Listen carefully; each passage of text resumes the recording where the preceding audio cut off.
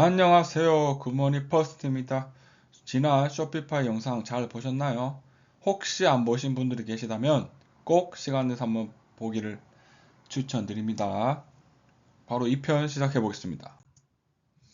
완전히 반등에 성공한 2024년 3쿼터 실적인데요. 1쿼터 뿐만 아니라 3쿼터에도 놀라운 실적으로 이제 2022년에 하락했던 것들에 대한 우려를 말끔히 씻어버렸다라고 저는 생각을 하는데 그 실적이 어떻게 나왔는지 한번 소개해 드리도록 하겠습니다. 핵심 실적 요약인데요. 매출이 21.6억을 기록해서 전년 동기 대비해서 무려 26% 성장했습니다.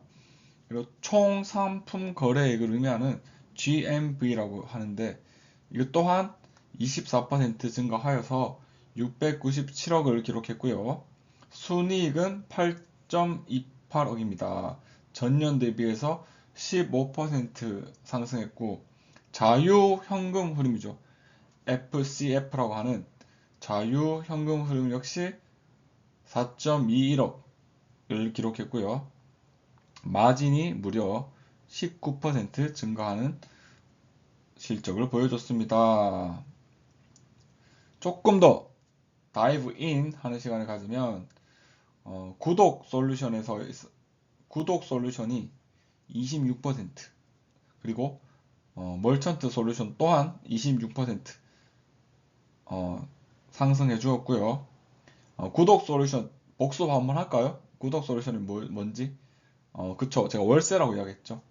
월세 하는 것들 중에서 특별히 어떠한 가입자 계층이 증가했냐면 쇼피파이 플러스 그 대기업들이라고 이야기했죠. 월에 한 2,000불씩 내는 그런 대기업들의 가입이 증가했다는 것은 굉장하죠. 왜? VIP들이 많이 이 회사에 가입하기 시작한 거니까 앞으로도 계속해서 좋은 신호 중 하나인 것 같아요. 왜냐하면 경기가 침체 받을 때 빨리 사실 피해 보는 계층은 어, 중소기업을 운영하는 분들이잖아요. 그 다음, 멀천트 솔루션. 제가 결제 많이 강조했죠. 결제 수수료가 확대가 있었습니다. GPB 분야에서 430억 달러를 기록했습니다. 뿐만 아니라 월간 반복 수익, 글로벌 경제 총액 계속해서 성장하고 있고요. 중요한 거는 수익성이 개선되는 거죠. 영업이익이 무려 2.83억을 기록했는데 전년 대비해서 무려 132% 증가한 거예요. 이게 별표 5개짜리죠. 영업이익 132% 증가했다라는 거. 그리고 주당 순이익을 뜻하는 EPS 역시 0.64로 가이드라인을 비트하는 놀라운 숫자를 보여줬습니다. 성장 동력으로는요. AI 기술 통합 제가 설명 안 하고 넘어갈게요. 1편에서 다 설명했죠. 그리고 글로벌 확장, 그리고 B2B 시장 공략, 그리고 오프라인 통합 이러한 것들이 주요했다라고 저는 생각을 합니다.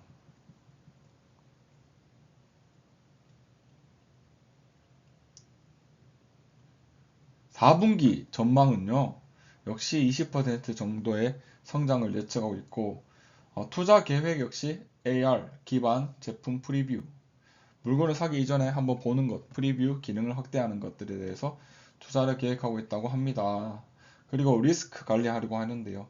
신용카드사가 수수료를 상승 압력을 주고 있는데 대응하여서 결제 시스템을 최적화하고 있다라고 발표했습니다. 여러분 이제 2024년 4분기 실적은 곧 나올 거고요. 저희가 중요한 건 2025년, 6년 어떻게 이 회사가 나아갈 길인지 저희가 투자자로서 한번 보는 시간을 가지도록 하겠습니다. 먼저 성장 동력에 대해서 이야기하고 싶은데요. 기술 혁신 너무나 중요하죠. 기술주 회사에는 시장을 확장하는 것. AI 기반해서 이제 개인화를 하려고 하는데요. 쇼피파이 매직 AI라는 것은요, 실시간 고객 행동 분석을 통한 맞춤형 상품을 추천하고, 너무 재밌죠? 뭐라고요? 실시간 고객 행동 분석을 통한 맞춤형 상품을 추천한답니다. 제가 유튜버니까 뭐 마이크, 뭐 여러 가지 장비들을 추천한다는 거예요. 저의 삶을 보고. 재밌죠? 이게 개인화까지 넘어왔다라는 겁니다. 그 다음 예측 인사이트. 재고 관리, 가격 조정 자동화를 통하여서 가게를 운영하는 분들에게 정말 편리를 제공합니다. 그리고 구독료를 올리는 명분도 됩니다. 라고 저는 생각합니다.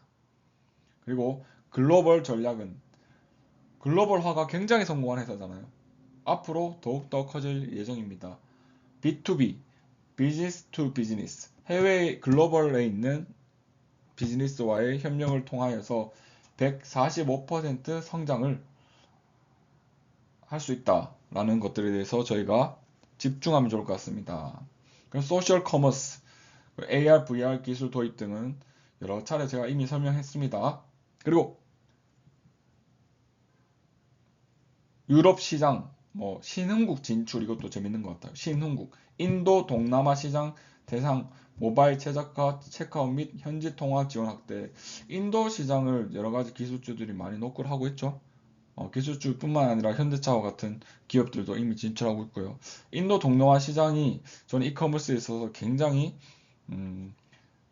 또 다른 허브가 될 거라고 저는 믿고 있고 여기에 대한 진출을 해 나가는 것은 굉장히 좋다고 생각합니다. 왜냐하면 결국에 동남아에 있는 그 많은 사람들이 좋아하는 문화는 뭐 케이팝이라든지 뭐 외국에 있는 팝 문화 그러한 것들에 대해서 수요가 사실 많은 거라서 굉장히 경쟁력 있는 것 같아요. 동남아 기업들이 또한 미국이나 뭐 유럽에 진출하는 데 있어서 쇼피파이가 브랜드를 또 만들 수도 있잖아요. 음, 제가 재무 전망에 대해서 조금 더 강조해 드리겠습니다. 2022년도에 재무가 굉장히 안 좋았죠. 건강하지 못했는데 그게 이제 완전히 개선이 됐습니다. 그래서 2025년 연간 예상 성장률 또한 20% 중반. 앞으로 저는 2030년까지 20%씩 증가할 것 같아요. 그 말이 곧 주식이 20%씩 오른다? 절대 아니죠. 절대 아니죠. 주식은 그렇게 사는 것이 아닙니다. 또한 여러분 리스크 요인도 있는데요. 과하 밸류에이션이죠. 2021년에 굉장히 높은 밸류에이션을 가졌을 때 그게 이 회사의 고점 신호였거든요. 그때에 비하면 사실 높은 건 아니지만 동종업계에 비해서는 굉장히 높다고 봤을 때 이 주가가 매년 내후년 20년 20%의 성장을 하지만 저는 어떠한 과정을 겪는다고 개인적으로 생각하냐면 양털 깎는 과정을 겪을 것 같아요. 그래서 안정적으로 가는 뭐 뭐 월마트나 뭐 코스코 같은 기업이 되지 않을까 이렇게 생각을 합니다. 아주 장기적으로 보고 접근할 회사라는 말씀입니다. 뿐만 아니라 글로벌 인플레이션, 금리 변동성, 관세 이러한 것들이 소비 위축을 불러일으킬 수 있습니다. 하지만 어떠한 전략적인 과제를 가지고 있느냐? 엔터프라이즈 시장 공략이죠. 대기업 대상 쇼피파이 플러스 플랜 확대를 통한 MRR, 월간 반복 수익 증가의 전략을 가지고 있는데요. 제가 대기업들이 이 회사의 고객이 되는 것이 굉장히 중요하다고 말씀드린 이 부분입니다. 대기업들은 1년, 3년 장기 고객이 될 계획을 가지고 쇼피파이와 협력을 하기 때문에 또한 금액이 2,000불 이렇게 넘어가서 굉장히 음, 든든한 수입이 되는 거죠. 뿐만 아니라 개발자 생태계를 강화하고 있는데요. 개발자들의 역할이 사실 이러한 회사의 이커머스에는 보이지 않는 듯하지만 정말 너무나 중요해요. 4만 명 이상의 개발자가 참여하는 어플이 있고요. 그리고 테마 시장 성장을 추진하고 있습니다. 연간 12억 달러의 수익을 목표하고 있습니다. 결국은 사람이 돈을 벌어들이는 이러한 수익 구조를 봤을 때 이러한 개발자들에게 얼마나 친개발자적이냐, 친기업적이냐 따라서 이 회사가 앞으로 5년, 10년이 달려있다고 생각합니다. 예전처럼 뭐 물류 회사에 욕심을 낸다라든지 그러한 선택만 안 한다면요. 굉장히 비전이 있는 회사라고 생각합니다.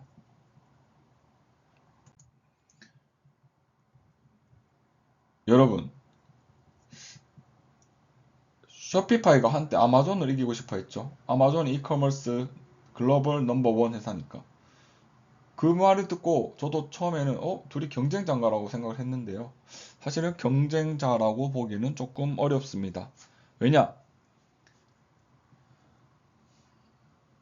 첫 번째로 경쟁하고 있는 분야에 대해서 제가 설명해 드릴게요. 아마존과 쇼피파이는 각각 아마존은 300만 이상의 활성 판매자가 있고요. 셀러가 있죠, 셀러. 그리고 이 셀러들에 대해서 뭘 할 수 있어? 아마존은 정말 좋은 물류 회사가 또 이렇게 있잖아요. 그래서 신규 판매자가 유입이 계속 된단 말이에요. 내가 셀러인데 물건을 팔고 싶어. 그러면 한국으로 치면 쿠팡에 가고 미국 이런 데 가면은 아마존에 간다라는 거죠. 한국의 쿠팡 예를 들면은 너무나 쉽게 이해할 수 있을 것 같습니다. 쇼피파이는 반면에요. 뭐죠? 온라인 스토어예요. 제가 가게면요. 나를 가게를 키워줄 수 있는 쇼피파이와 또 협약을 하겠죠. 그래서 월 얼마씩 구독료를 내고 그런 차이가 있는 거죠. 하지만 둘 다 할 수도 있잖아요. 내가 개인으로 팔 수도 있고 내 브랜드를 스토어로 운영할 수도 있고 기술 경쟁에 있어서는 AI 활용을 둘 다 하고 있고요. 그리고 알고리즘으로 개인화 쇼핑 아까 제가 이야기했죠. 저 사람의 삶을 AI 기반한 데이터로 봤을 때 실시간으로 혹은 무엇이 필요할지 그렇게 제시하는 게 개인화된 AI라고 저는 생각합니다. 결제 시스템 쇼피파이 페이먼트가 있고 그리고 아마존 페이도 있죠. 물류 전쟁에서는 쇼피파이가 이기기 힘들기 때문에 아마존과 협약을 하고 있습니다. 뿐만 아니라 다른 물류회사와 협약을 하고 있죠.